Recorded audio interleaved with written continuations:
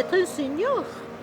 Alors, être un senior, eh bien, écoutez, c'est avoir plus de 70 ans. Un senior, pour moi, c'est une personne qui est à la retraite. Une personne âgée, retraitée, quoi, âgée. Ne plus travailler, être à la retraite. Oui, Et faire ce qu'on veut. et faire ce qu'on veut, quand on veut, voilà. Être senior, avoir un certain âge, puis avoir peut-être certaines difficultés, peut-être. Ils ont une place de guide.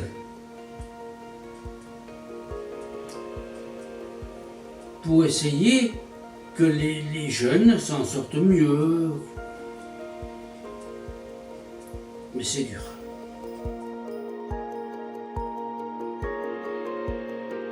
Mais on devient senior, je pense que c'est à l'âge de la retraite qu'on est considéré comme senior. Voilà. Avant, t'es salarié, c'est différent. T'es en activité, et après quand tu arrives où tu es à la retraite, c'est là où tu te rends compte que tu ne sers plus à beaucoup de choses, je dirais. Un senior, pour moi, c'est une personne qui a vécu sa vie, qui a travaillé et puis qui se retrouve à rien faire, tranquille, à prendre du bon temps. C'est quelqu'un qui... Moi, le senior, je lui donnerais quand même une activité dans la société. Pour moi, le senior, c'est une personne qui a vieilli, mais c'est un faux terme parce qu'on est peut-être senior d'âge sur une carte d'identité, mais quand il est suffisamment intelligent au départ, ça peut tarder longtemps avant qu'il devienne senior.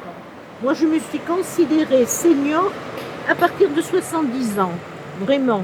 C'est cet âge-là qui m'a été le plus dur à passer. 67, 68, 69, tout ça, j'en avais rien à faire. Mais 70, là, pas. J'ai senti vraiment le coup. J'ai senti basculer dans une autre... voilà. Je me suis dit, là, quand même, tu t'en vas vers les 80, quoi. Je vais pas dire le mot vieux parce que... Bon, moi je dis à mon petit-fils, Mima, elle est vieille. Voilà, et mes enfants réagissent de suite en disant « Oh non, maman, il ne faut pas dire ça ». Et je dis « Et pourquoi ?» C'est dit comme ça. Puis on dit plus un vieux. On dit, voilà. On dit une personne âgée ou un senior, voilà. On n'appelle plus un chat un chat. Donc pour moi, il y a des choses, des mots, des termes qui sont inadaptés.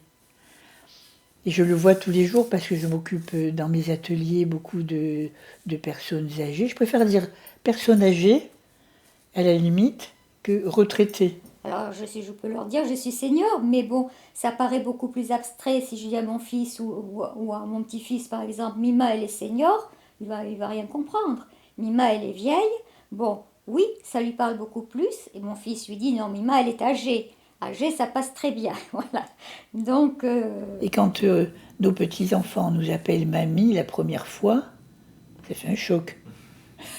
Ça, c'est très affectueux, donc il n'y a aucun souci.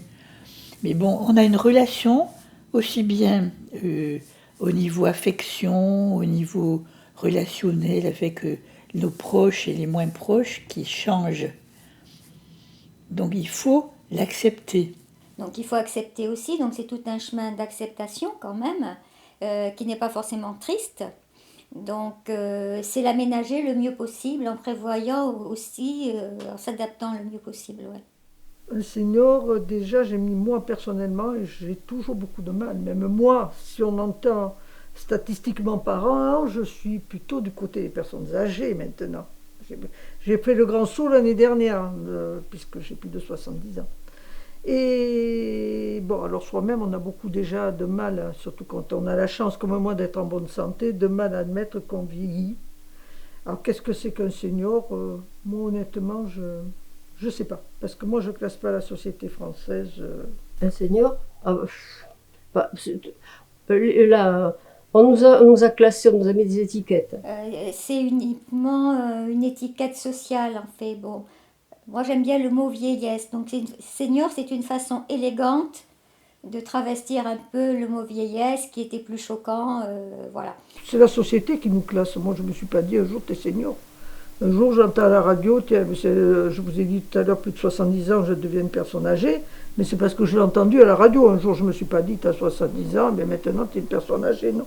J'ai la chance d'être en bonne santé, relativement assez dynamique pour mon âge, Donc effectivement, je ne me sens pas vieillir. Voilà, et je ne me suis pas considérée vieille de suite, pas du tout. Ah bah, non, non, voilà. C'est maintenant, mais ça fait quand même 20 ans que j'ai ma retraite et que je ne travaille plus, voilà. Je peux avoir des choses que je n'arrive plus à faire aussi vite, ou que je fatigue. Mais pour moi, pour le moment, ce n'est pas invalidant, donc on ne se sent pas vieillir. On ne se sent pas vieillir. Alors, pour moi, un senior, moi je ne me sens pas senior. J'ai 69 ans, mais je dis souvent à mes enfants, dans ma tête, j'ai 12 ans. Dans ma tête, j'ai pas forcément 76 ans dans ma tête. Pour moi, ça veut rien dire 76 ans. Pour moi, dans ma tête, j'ai 20 ans. Par contre, si je veux faire ce que je faisais à 20 ans, en gigotant, ah ben non, ça va pas le faire. Oui, de suite, je ne m'en suis pas aperçu de suite. Enfin, bon, quand j'ai eu mes problèmes, c'est après, quand, bon, comme je bricolais beaucoup aussi à la maison, après bon, il faut faire avec. Hein, je pense que senior, c'est un chemin vers la vieillesse. Donc oui, c'est un chemin de vie différent, mais ça reste dans le chemin de vie. Voilà, donc un passage à la limite. Ou si on prend le jour et la nuit, on va dire que c'est le crépuscule. Enfin voilà, c'est... Voilà, il y a... Ben, ça fait tout drôle, il faut avoir un peu anticipé. Hein. Moi je disais, moi quand je serai à la retraite, j'apprendrai à nager. Qu'est-ce que j'avais dit? Ah oui, j'apprendrai l'occitan. Moi je ne l'ai pas appris, mais voilà. Et puis j'ai appris à coudre. J'ai pas appris à nager, mais j'ai fait beaucoup d'aquagym. Je sais pas nager, mais ça fait rien, je vais dans l'eau. J'ai peur des fois, mais c'est pas grave. Ça se prépare à la retraite. Si on ne la prépare pas, on se casse la figure très vite. Hein. Ça se prépare. C'est-à-dire au niveau activité, ça veut dire sportif ou autre, les amis qu'on peut se faire dans les différents groupes dont on fait partie, les horaires, se donner des horaires dans la semaine. Oui. Oui, 85 ans, ben, je ne suis pas jeune, mais je marche tous les jours. Depuis que j'ai arrêté la voiture, je fais 7 ou 8 kilomètres tous les jours, ou 10. Tel jour, on a les enfants qui viennent déjeuner, tel jour, on va là, on fait ça, voilà, on se donne... Parce qu'on a, comme je disais tout à l'heure, on a besoin d'avoir des projets. On a besoin de se projeter dans l'avenir. Qu'est-ce que je vais faire demain ? Et puis je m'occupe aussi des amis, des copains.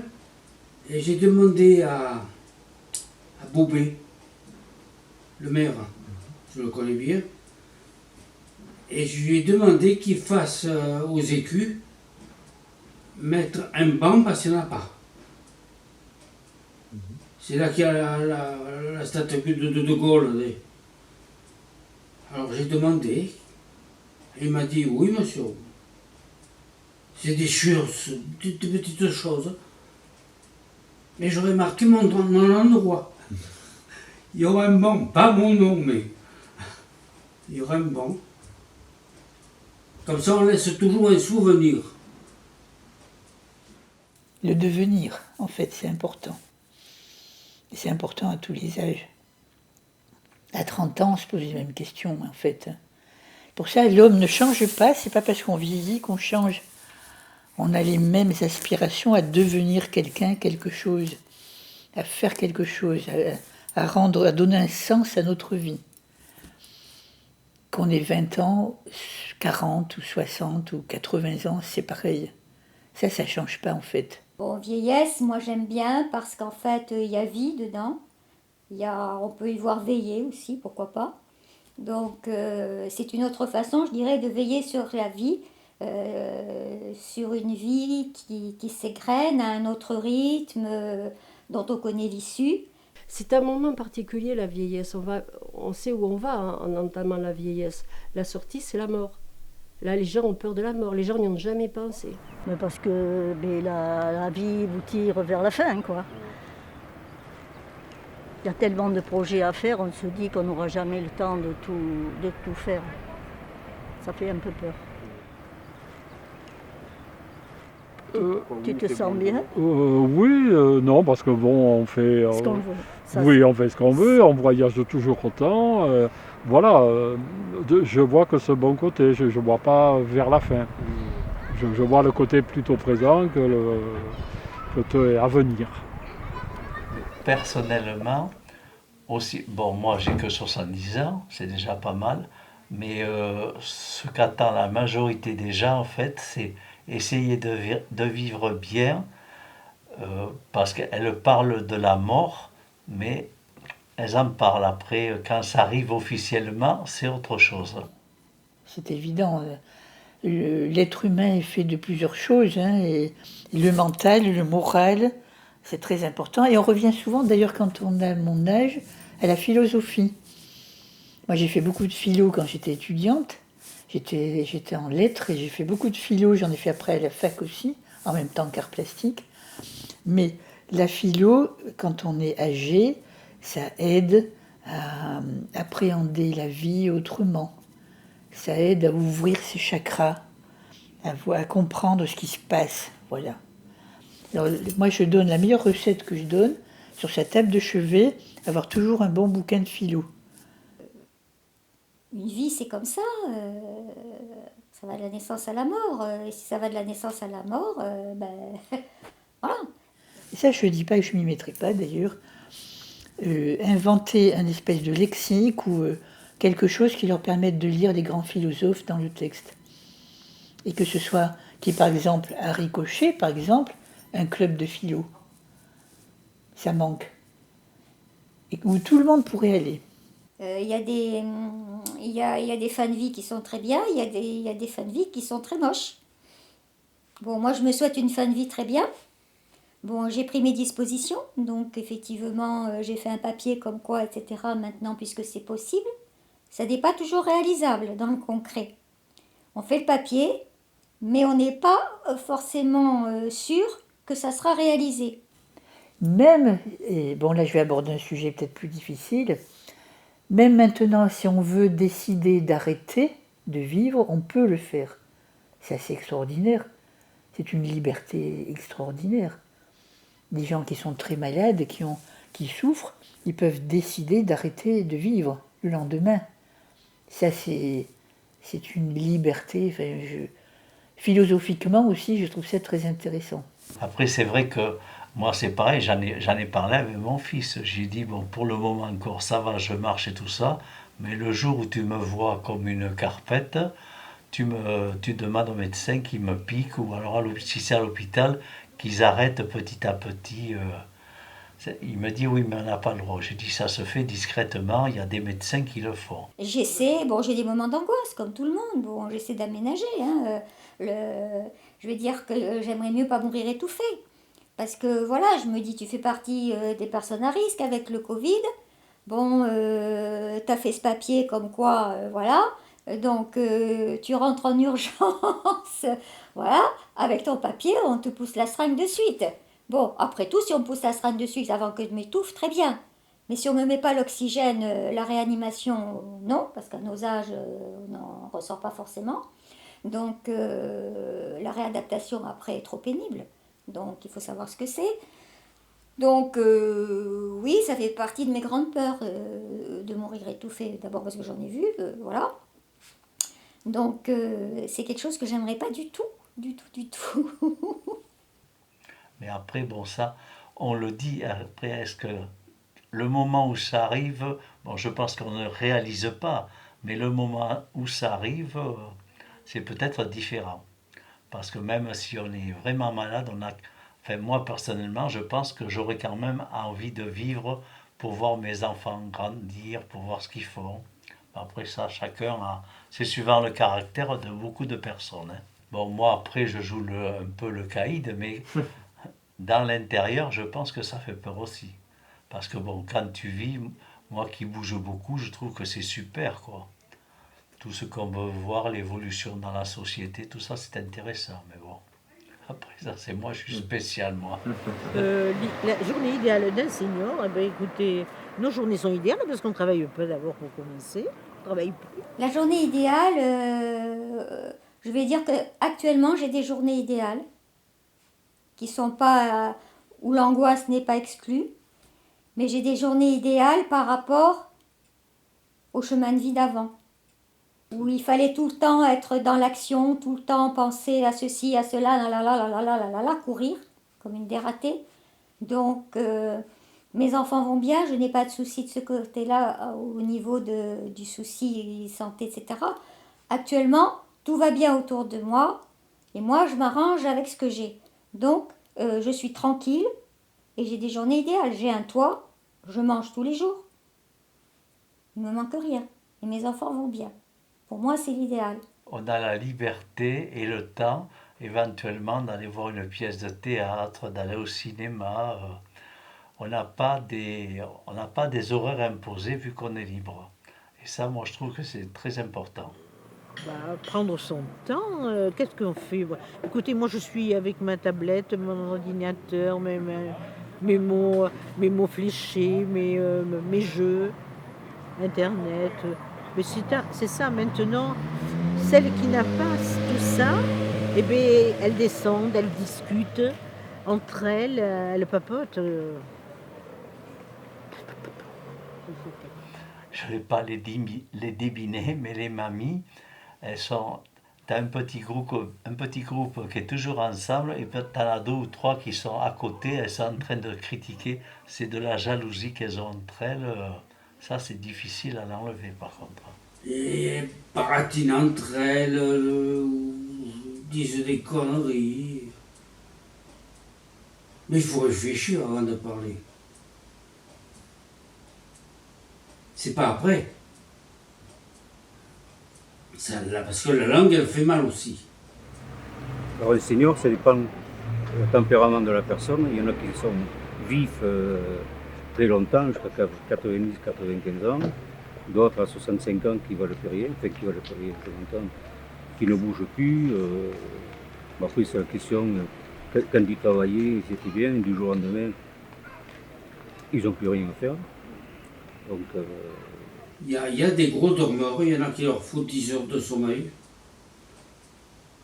Moi, on m'a ramené, il était 3 heures du matin, cette nuit. Oui, j'étais dans un grand restaurant et j'ai fait marrer tout le monde pendant 3 heures. Il y avait des femmes, des enfants, il y avait... Il faut que je dise des conneries, moi. Ça fait du bien. Il vaut mieux raconter des conneries que du mal de son voisin. Donc, c'est très difficile à savoir. Parce qu'ils sont là devant toi, et puis après, par derrière, ils te cassent. Mais bon, ça, c'est c'est le problème de vivre en groupe. Chaque individu est différent. Pour moi, chacun apporte son petit écho et il y a toujours quelque chose à apporter. Il y en a qui sont grincheux, il y en a qui sont très agréables, très sociables. Non, il y a les actifs, il y a les paresseux, les paresseux, enfin, ceux qui attendent. Tout dépend déjà du caractère de chacun, quoi.